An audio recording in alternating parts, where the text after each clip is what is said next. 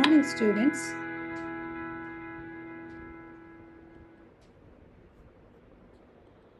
Welcome to second semester English. Now in this class, we are going to learn about collocation.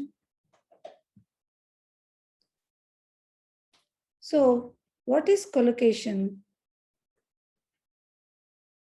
Let us learn by studying an example.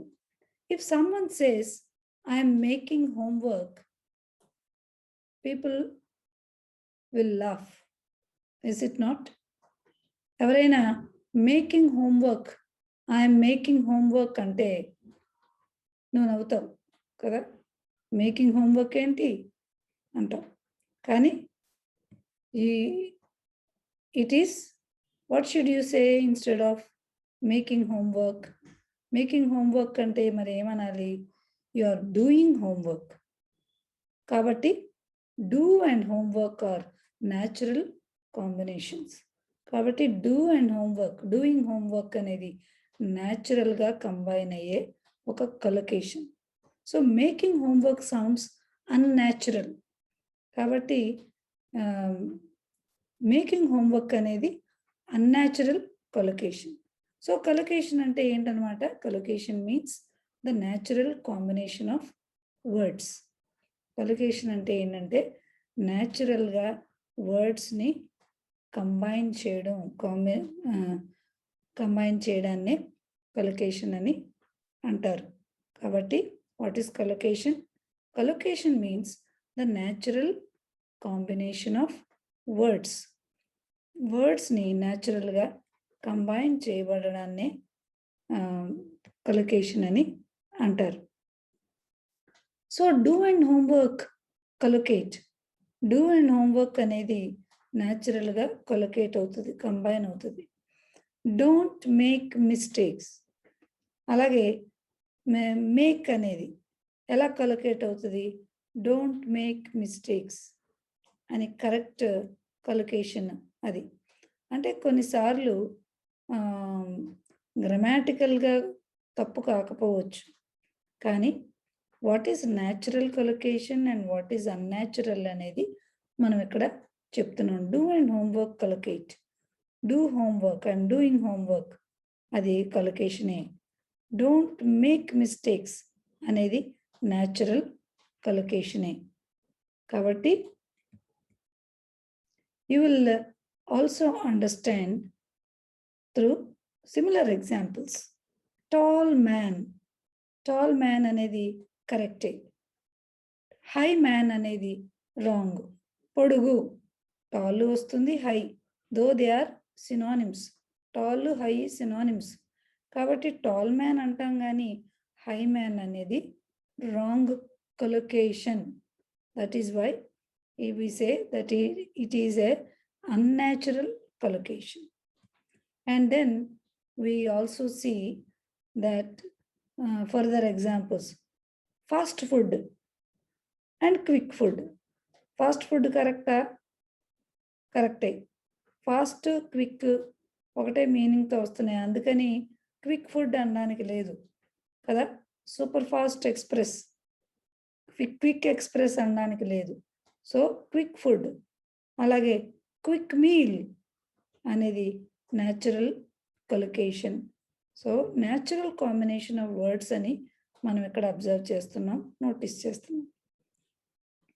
కొలొకేషన్ natural in one language may turn out to be unnatural in another language. కొలొకేషన్ ఒక భాషలో అది న్యాచురల్గా ఉంటుంది, కానీ వేరే భాషలో అది unnatural అయిపోవచ్చును. కాబట్టి ఇక్కడ మనం తెలుగులో చూస్తున్నాం. ఒక ఎగ్జాంపుల్, నీళ్లు పట్టుకోవడం.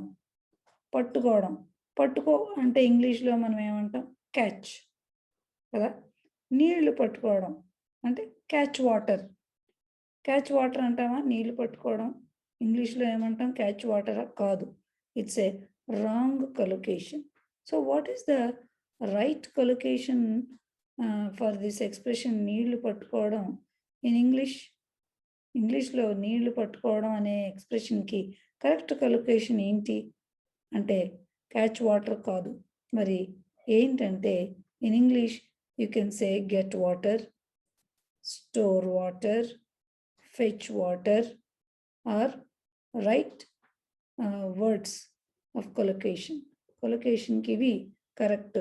నీళ్లు పట్టుకో అంటే క్యాచ్, కాబట్టి catch water that's a wrong collocation. కానీ get water, store water, fetch water is the correct collocation. And similarly, what is the right collocation? If you want to understand further, you when you are mentioning the right collocation, what are the uses? Right collocate చేసావనుకో పదాలు, ఏంటి లాభం? You will sound natural. So collocations వలన natural English ఏంటి అనేది you will be automatically understood by other persons. So you will sound natural and people will appreciate. So right collocation వలన మనుషులు నీ ఇంగ్లీష్ని appreciate చేస్తారు. నువ్వు మాట్లాడింది you will sound natural. And if there is a wrong collocation, people will laugh. అయితే తప్పుగా నువ్వు కలొకేట్ చేసి మాట్లాడినట్లయితే ప్రజలు నవ్వుతారనమాట.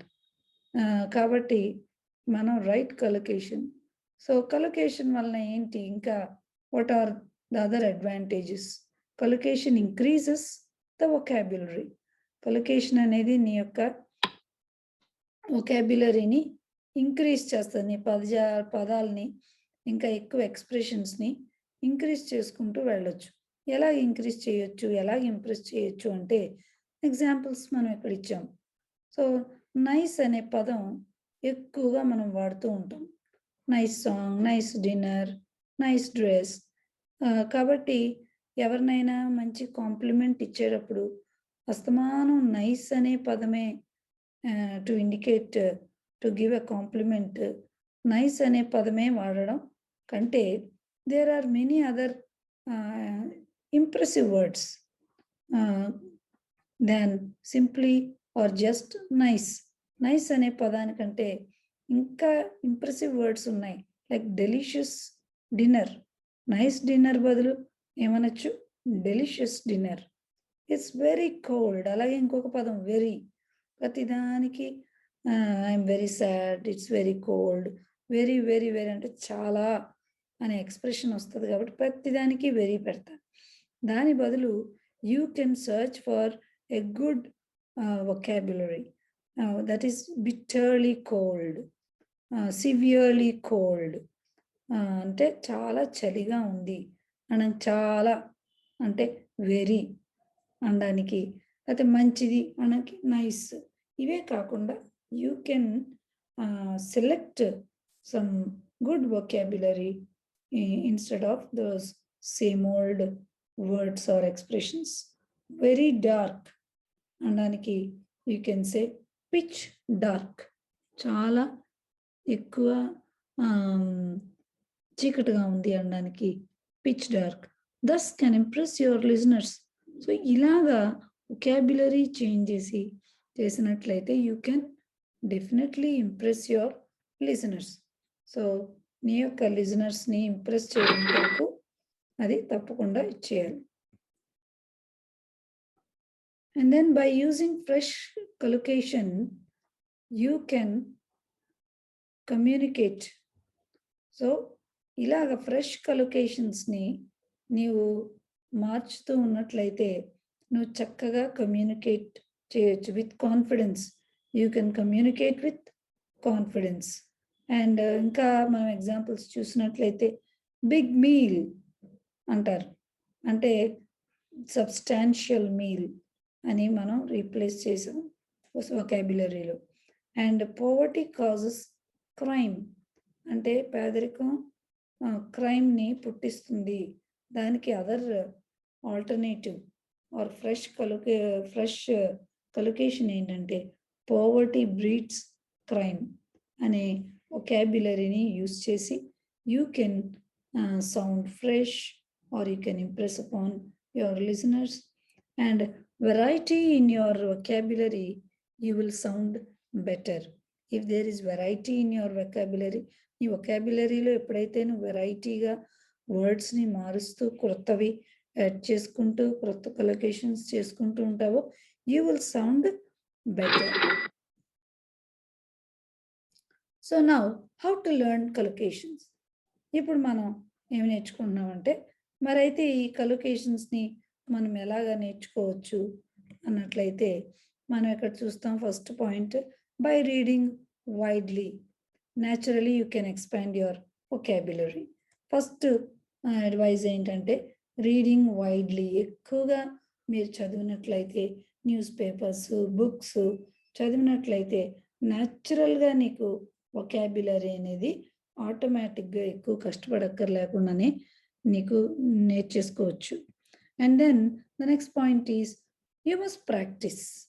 సో చదివిన దాన్ని ప్రాక్టీస్లో పెట్టాలి, మాట్లాడినట్టయితే అది నీకు అలవాటైపోతుంది. Then the third point is think of words that can collocate. అంటే ఏ పదాలని నువ్వు కొలొకేట్ చేసుకోవచ్చు అని. అంటే లైక్ ఎగ్జాంపుల్ టాపిక్ అప్రోచ్ అవ్వచ్చు, ఒక టాపిక్ సెలెక్ట్ చేసుకోవచ్చు. లైక్ ఫ్యామిలీలో ఏ విధమైనటువంటి వర్డ్స్ని మనము కొలొకేట్ చేయొచ్చు. అలాగే మనీ టాపిక్ తీసుకొని అందులో ఏ పదాలని కొలొకేట్ చేయొచ్చు.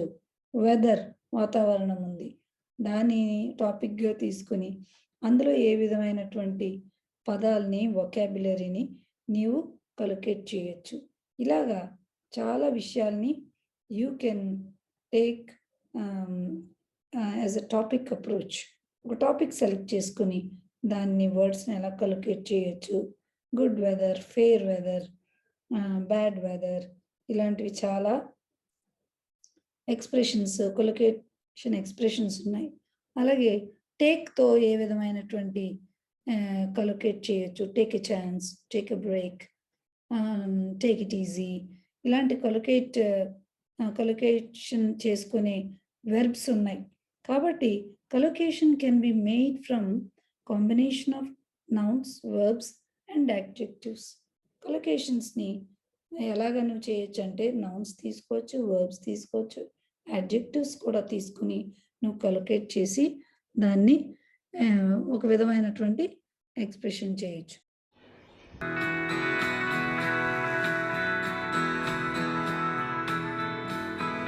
We'll meet in the next class with another topic.